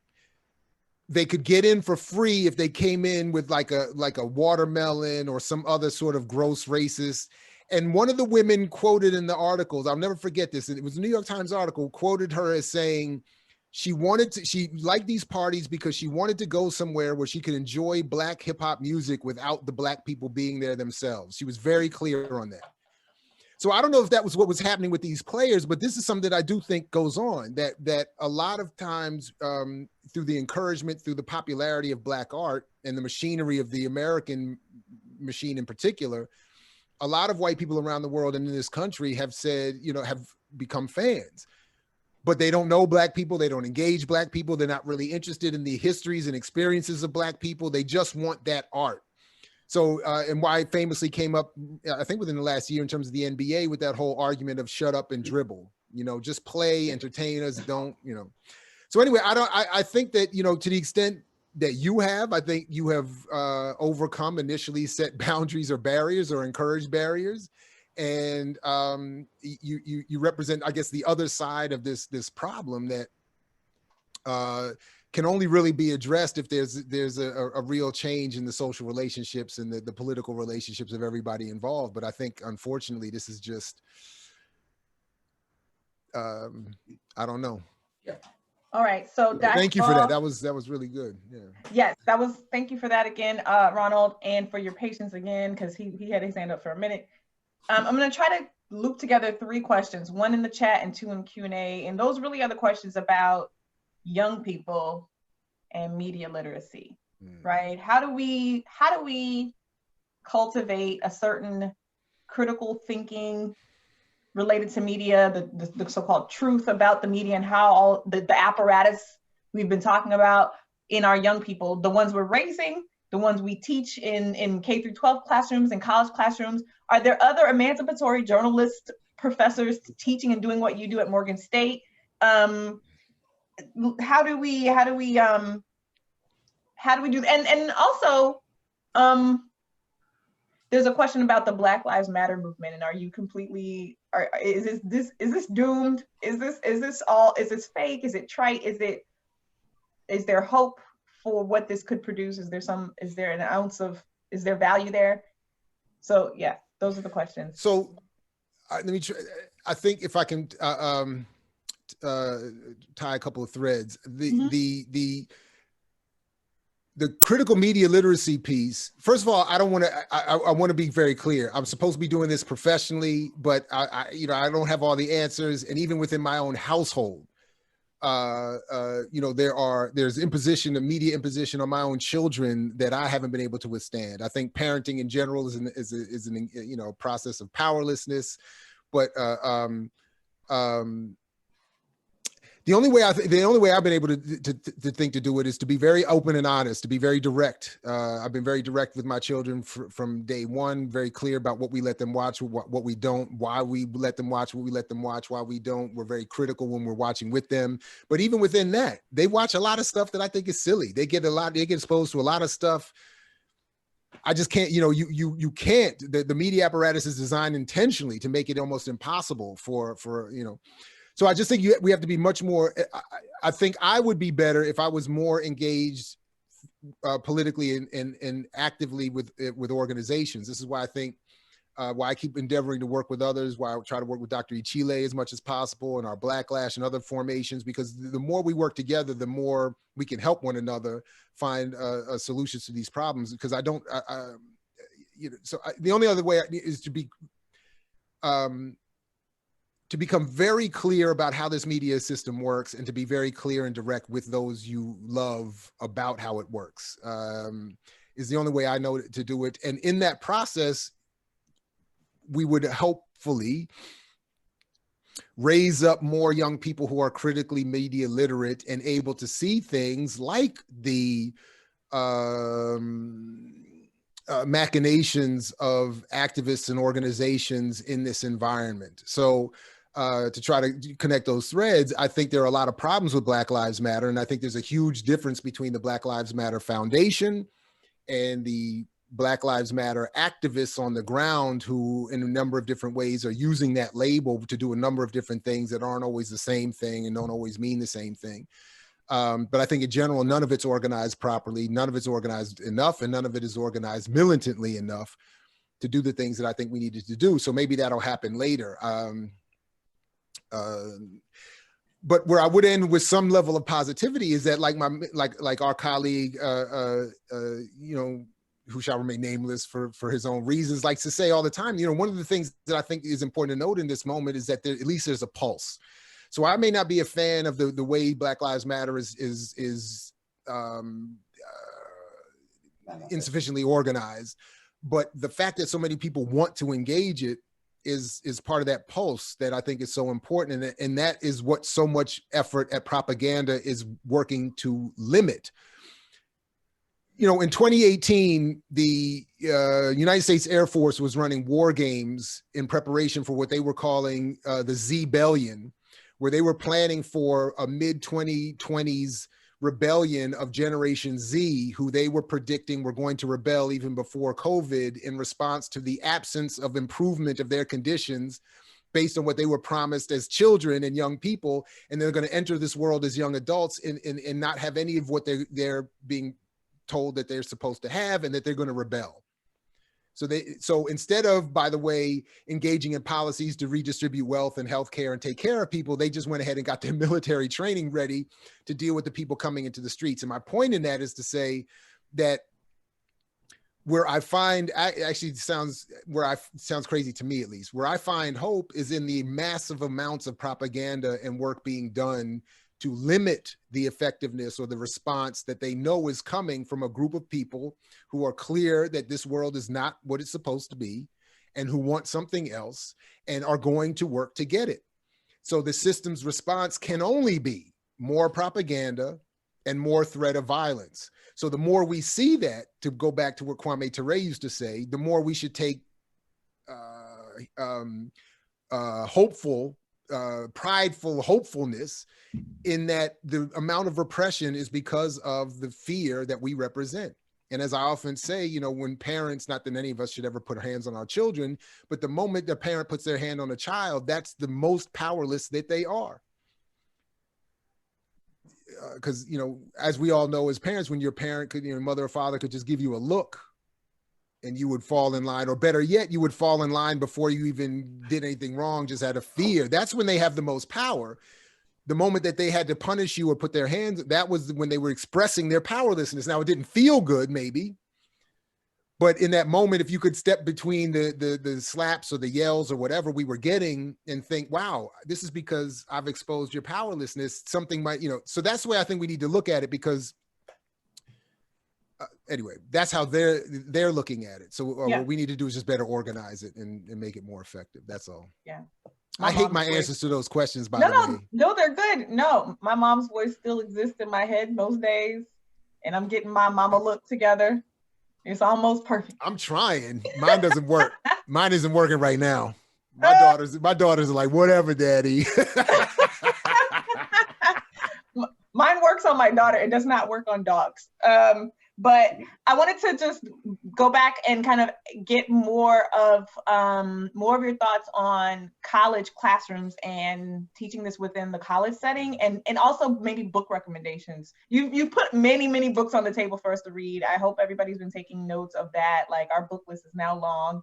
But anything else you want to add to that? How do we do this? Well, one book I always want to mention in these settings nowadays is I think it came in 2017, National Security Cinema by Alford and Secker, two different authors. National Security Cinema, excuse me, because what they do is it's a fascinating, short and easy read, but what it does is it shows how propaganda systems work in terms of popular entertainment. So for instance, why there have been thousands of police shows over the years, literally thousands, in part because they're written by former military and police officials who want to promote a positive image of the police. why we get so many military things is because we're literally having our media, our entertainment. People keep saying it's just entertainment, but why is it then literally being written and produced by CIA and defense intelligence officials? And why is the Pentagon involved in film? Top Gun 2 is going to come out next year, right? That's a Pentagon promote. When I joined the Navy in 1989, I was called a Top Gun troop because they were saying you joined because you saw Top Gun and thought you were going to be Tom Cruise in the movie. Now they're about to come out with part 2 because they need new levels of recruitment to get people back into the military for these endless wars. And by the way, the same Iraq that I got sent to invade is still getting bombed. So, I mean, good gracious. So they got to keep doing it. Mm-hmm. So that would be one book. There's many more, obviously, but the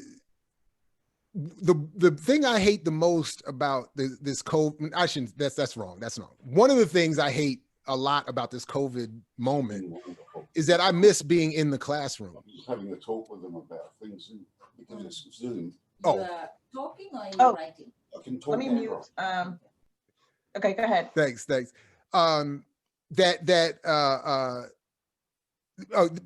I miss the feeling of when the classroom door closes, that's a whole different world for us to be in, and then we can really get to things differently. And it's very different virtually. People are less open. It's more of a surveilled space. I think people are less comfortable. So I don't like it for that reason. Because I think the college classroom should be, as I always say to my students, we have the privileged position of having time built into our day to talk about and deal with things that most people can't and don't have time to deal with. And it doesn't matter if we agree or disagree or if we reach whatever conclusion. We should just have fun engaging these ideas because when else are we going to be able to do it? And I feel that way about organization, that's really the only place all these answers are going to come, is when people are organizing offline, off camera, in person, building together, learning who each other are, getting on the same page with political education. That's where all the solutions will come. The rest of it for these conversations in classroom that's where we just talk about ideas and try to get people situated in a certain direction. When people ask me in my classroom, so within Dr. Ball, what do we do? How are we going to do? I don't know. Get into an organization and you tell me. But for these spaces, I'm very Daruba bin Wahad with it. As he says, everything should be on the table except tactics and strategy. And that's where I think, these spaces should be used for. And then when we get into certain spaces, other levels of conversation and organization could take place. Right. I don't know. Again, it's back to an earlier point I heard you make elsewhere. I thought I heard, which is we have to take this stuff offline. One of our ancestors' most powerful tools was secrecy. Yeah. And we don't think about that because it's, John Henry Clark would call maybe showbiz politics. We want to be on Instagram, doing selfies at the march. But we don't, we don't understand, like, we're telling on ourselves. Every form of technology we use is a form of surveillance. And people ask me pointed questions and I understand the urgency, right? And we have questions popping up in the dialogue all the time. What do we do? And I'm like, yeah, this might not be the venue. So my answers are always completely unsatisfactory to me and everybody else, I think, because I'm like, I don't want to talk to you in this format, in this forum, on this platform of what I think we should do. I think, and it's not for me to answer, it's for us to answer. That's right. So there's that. No, I very much agree with that point. Like, these are collective, mm-hmm. I can't be, and the flip side is when people say, which is really a critique of your argument, when they say, well, what's your solution then? And if you don't have a solution, then all your critique is useless. Well, no, my critique is my critique. I don't know what to do about it. I'm just trying to say, I think anyway, so I agree with that. And I like that perspective. Also, I have a question, and it's really about mainstream Black media. And I'm gonna put Black in quotes. Can it be redeemed? Is it real? Is there Black mainstream media? If I'm thinking about like, TV One, I'm thinking about the OWN network, I'm thinking about all these Black record labels. you know, because when we hear an artist has finally turned into some sort of owner and they've got a label now, you know, we're really proud of them. What does that mean? Is that a space? No, what it means is they've been given a budget to be the neo-colonial administrators of the art. They've been given a budget to go find other you know, similarly talented Black artists, to be the Black face that brings them into the business. You know, the Black Godfather documentary on Netflix, Clarence Avant tells the story brilliantly, even though they don't mean to. They're trying to promote him as a hero, and his whole career was delivering Black talented artists to white corporate owners of the music industry, and he was paid handsomely for it. That's what Black ownership means in the record business, because again, there's really only 3 record labels. Everybody else works for them. It's Universal Music, which is the big one. Sony is second, and Warner Music is a distant third. But other than that, they own everything. So all those subsidiary labels that are Black and this, they all have distribution deals with these 3 that are funneled through that same streaming system that I was trying to quickly describe earlier, to make sure that nobody gets through that they don't want to get through. And that's it. What was the other part of the question? Oh, Black media. Same thing. You know, our colleague, Dr. Burroughs, his joke is always that Oprah's own is really half owned, because she owned half of it with, I think, the founder of, was it the Discovery Channel, something like that? But, you know, this idea that it was, but that would be one thing. But the real trick with media is that it doesn't matter who the owner of a particular company is. It is the advertisers that determine content, and the advertisers are almost all the most elite corporations that spend internationally over $500 billion a year in ad revenue that everybody's trying to get. So in other words, it doesn't matter that TV One was formerly owned by a Black woman, now owned by, I think, her son, a Black man. What matters is that she and they were all competing for the same white corporate commercial ad revenue to keep their stuff on to keep themselves well-funded, which is why the content, Radio One, the same songs on Radio One are the same songs you hear on everybody else's music. TV One got rid of its news, got rid of it, they basically, you know, what do they run? Old, I don't even remember anymore. Old TV Black sitcoms and stuff. Like, they're not doing avant-garde Black programming. They're not like the reincarnation of souls and the reincarnation of you know, whatever. And then the last piece that is often a trick in all of this is that when people think of Black media, they have to understand that there is Black media meaning owned by Black people, and then there's Black media meaning white-owned media that targets Black audiences. And that's sort of the trick. So, and most of it is the latter, but even the former are stuck in the same trick because they're all going after the same ad revenue. So the ad revenue says, you know, Dr. Ichile, you could own you know, you could be given NBC tomorrow, but if you start trying to program it with your you know, preferences, all of those ads are going to disappear. Procter & Gamble's going to walk, ESPN's going to walk, Disney, that is going to walk. Amazon's going to walk, and then you'll sit there, you'll be like, yeah, but I own NBC. And you'll be like, but it doesn't matter. We can't own any cable networks. We don't have any content because we don't have any ad revenue, and nobody's watching the channel.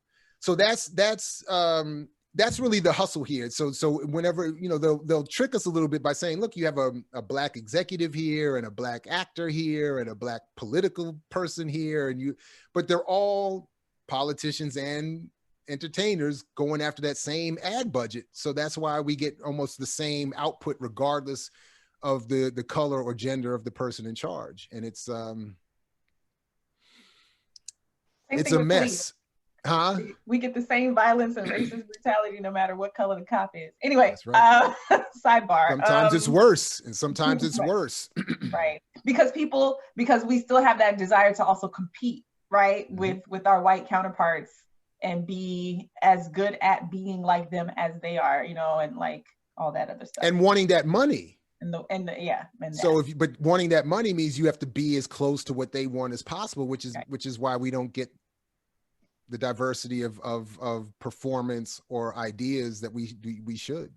Right. So, and speaking of diversity, I've tried really hard within a certain set of parameters to make this series an expression of some different, variations on kind of Black political thinking and Black orientations to culture. Like our previous guest was Dr. Tony Medina, and he was very much like, vote Kamala Harris, Joe Biden, let's get it done, because we got to get rid of Trump. And I know you don't stand in the same part of the political spectrum at all. There's disagreement, but I think it's really good to have some dialogue from different perspectives. So like I knew I needed to get you on here because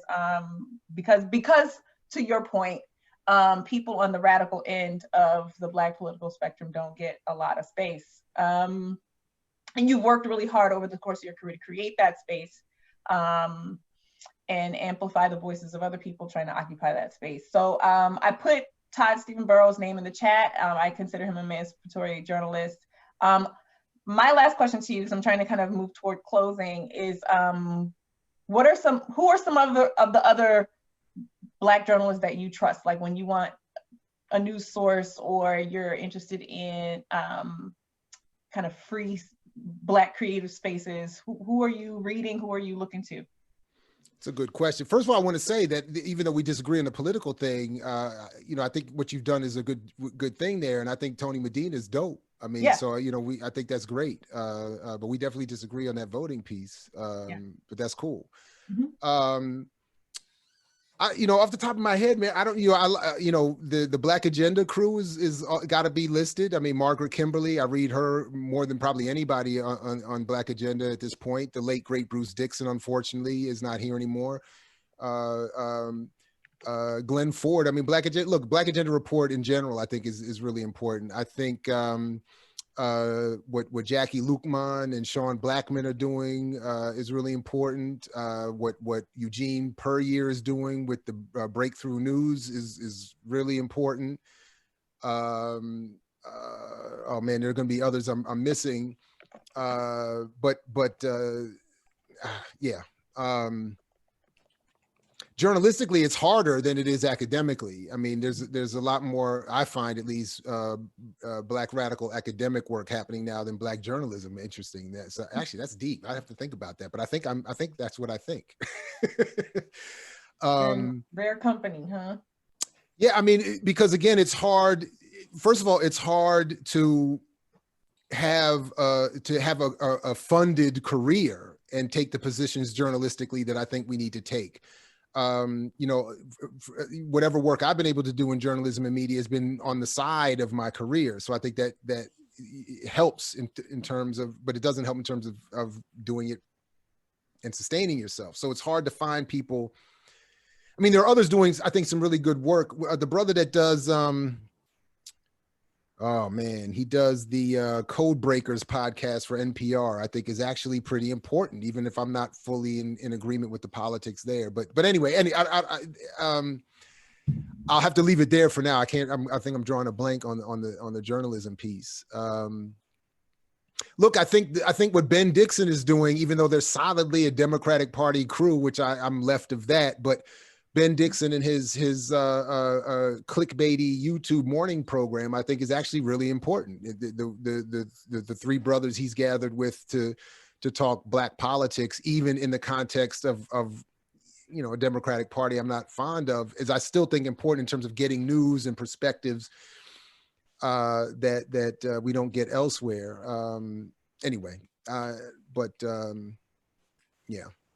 And by the way, I think there's a lot of important white journalism being created that we need to take more advantage of as well. I mean, I think, what the Gray Zone is doing, we should be more engaged with as Black consumers, and maybe to push them to do a little bit more. I really like the Jimmy Dore show. He's a self-described pot smoking comedian in his garage, but he does more, I think, progressive journalism than you get anywhere else in a white sort of context. But I think it's important work. And I actually think sometimes he's doing more than Black journalists are doing, because he's got a certain freedom that most Black journalists don't have. Chris Hedges, yeah, there you go, boom. Shuggins, am I saying your name right? Shuggins said Chris Hedges is well, this started at 7. Oh, Sorry. Ronald is coming back with us. Democracy Now! You know what? I don't watch Democracy Now! As much as I used to. I've unfortunately, over the last 20 years, I've really felt they've taken a much more centrist. I don't know. They have too many MSNBC folks popping up, for instance, doing analysis lately. You know, no disrespect to Eddie Glaude, but I see him on MSNBC almost every day. I don't need to see him on Democracy Now! Too. I think they need to do a better job of reaching out to more radical grassroots activists on a regular basis. But I hear you. Tom Hartman, he's pretty good. It's pretty good too. So there, I mean, yeah, there are people out there. Mumia Abu Jamal, by the way, well, you said they covered Mumia, but Mumia is still doing his thing. Right. And his journalism and prison radio, the work that they do, getting political prisoner stuff out, is really important. That's a Kevin Rashid Johnson is a political prisoner and artist who is still getting his journalism out, sometimes through my site and sometimes through others in his own. And that's really important analysis. But in terms of regular news, it's just because he's getting, you know, beaten by police all the time, he can't produce it as much. But anyway. Wow, this is great. Roland Martin is not on that list, I'm afraid. Sorry, no. Sorry about that. Yeah, right. I can answer that one. No, I can't do that. Yeah. But no, this is great because it's full circle. You mentioned a couple of political prisoners who are also putting out kind of important journalistic pieces, and we really started our first event. Dr. Karanja Kata Carroll was here and had quite a bit of a dialogue about political prisoners. Right so on. It's really great to kind of bring things full circle. That's how it tends to work when you're trying to do some good stuff. That's right. Last question: if you could stand on top of a mountain somewhere, Dr. Jared Ball, and on some like super megaphone that would reach the ears of like everyone in the world, say like one thing, you're a journalist, right? So communication is really, so this is why this question is in my head. What would you say to us? What would you want us to all to know? Oh my God, that's terrible. I know. All right, so what I think I would say, and I don't even know who's credited for this phrase, but I think it's what I would, if I had to pick one, I would say, but you know what, I'm having a flashback. Somebody out there will feel this. If anybody has seen Almost Famous, I feel like I'm on the roof being asked what my last words are, and the dude, you know, anyway, so that's anyway. I would say equality of outcome, not of opportunity. And if that could be the phrase we focus on, we'll be good. In other words, whatever we do with the world has to have an equal outcome that's good for everybody, and not just be equal opportunity, which is bogus and fraudulent. It's terribly insufficient. I hate it, but if I'm put on the spot with one last thing, that would be it. We have to create a world that it doesn't matter what we think of one another necessarily, because we're not always going to like each other. It shouldn't. We can't live in a world where whether or not we are safe and healthy is up to a particular administration or the whims of a certain group of people. And it just needs to be somehow institutionalized that whatever the world produces would be for the world. And there wouldn't, you know, I would also say, by the way, I heard someone else putting this out. I can't remember where, but I would agree with this. We should be making, this is secondary, but just, we should be making it illegal to be a millionaire or a billionaire, or as we're headed towards having our first trillionaire. That should be absolutely by law. Like it should be the 11th commandment. Thou shalt not be this unequal. Yeah. I don't know, something like that. I really don't know, but I think if we just think of it as equality of outcome, then we can sort of get away from, I don't want to get hung up on everybody's ism and perspective down to the detail, because we're not all going to agree. And I don't want to have to be liked to be safe. Yeah. You know what I mean? So, or properly affiliated or situated. People don't know what it takes to become a millionaire, a billionaire, and trillionaire, and what that really means from an economic standpoint. And I think also people, when you say, let's do away with like the equality of opportunity, like we've got to start unpacking, what does it mean? What does opportunity mean? And access to opportunities in the having the wherewithal to take advantage of the opportunities and all those other things, the inequalities up to the point of opportunity. Yeah, I think that's a really great statement, because that means we got some critical thinking to do with that. Indeed. Thank you for Indeed. that. Thank you all in the chat. This was really wonderful. I get the sense that we have a variety of perspectives, but definitely a lot of energy, and I really appreciate that. It's as Dr. Ball alluded to earlier, like teaching is kind of sometimes difficult when you're in this Zoom or this video looking at a bunch of, you know, blank screens and nobody's talking and no one's chatting back to you. And you feel like you're talking to a wall. And you can't see the person that's in the back going like this. Right, that's what I always used to look for. Like, I need to find that person to feel right. better. Like, where are they? Yeah, this is African communication. It's an energy circuit. Like, we have to get energy in order to continue with the output. Right. You know? So this is great.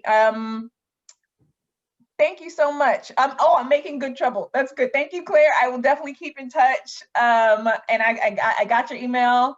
And I just wanted to end with a big thank you again to Dr. Jared Ball for just being a supportive colleague, a brilliant scholar, an activist, and a friend. And I want to also say that as we move toward next week and the so-called holiday of next week, that we, and by we I mean me, stand in solidarity with the First Nations people of this land, the Native people, the original stewards of the land that we currently occupy, not by choice, and the National Day of Mourning that others will celebrate as Thanksgiving, even while we acknowledge the importance of gratitude. I just wanted to make that statement. I'm gonna think more about this playlist, Dr. Ball. I'm serious about it. So, me too. We've committed in front of a whole bunch of people, so yeah. I'm with it. I got you. Let's do it. We was correct. Okay, so some of y'all are with me. I appreciate that. So yeah, I was waiting for a gap, but I definitely co-sign that. I'm part of that we. Okay, great. Yeah. So the AASI has an IG account now. We have a Twitter account now. There's nothing up. I'm still building those. Again, this is really new for me, but over the course of the next month, I hope to kind of elaborate those. And so we will, you know, if you follow us on IG and follow us on Twitter, you should see some content, and then we'll try to put out more announcements about Black History Month. I have everyone's email who has registered for all of our events saved, so that I can kind of keep you all in the loop and communicate with you. So when we get playlists out, when we get Black History Month and other events out, when we have our spring symposium, where we'll also be trying to present to you student research from the college on topics related to people of African descent in the springtime, we're going to kind of keep it going. I definitely want to do some things for Kwanzaa, although I don't, you know, I haven't kind of figured out what we'll do. It'll probably be something small, but definitely it's on the radar. Can I just say thanks to all the people with the kind comments, and appreciate you all. Thank you for coming and sticking around. And thank you, Dr. Ichile. This was fantastic. I appreciate this. Wonderful. And thanks to Matthew for the tech. Appreciate you, my man. Yes. See you Thank then. you, Matthew. You've been wonderful every single time. And we look forward to seeing you all again. Thank you for the repeat customers. They always happy to help. Awesome. Thank you, Matthew. That's it. All right. Peace, everybody. Thanks again. Peace. Have a good weekend, everyone. Likewise.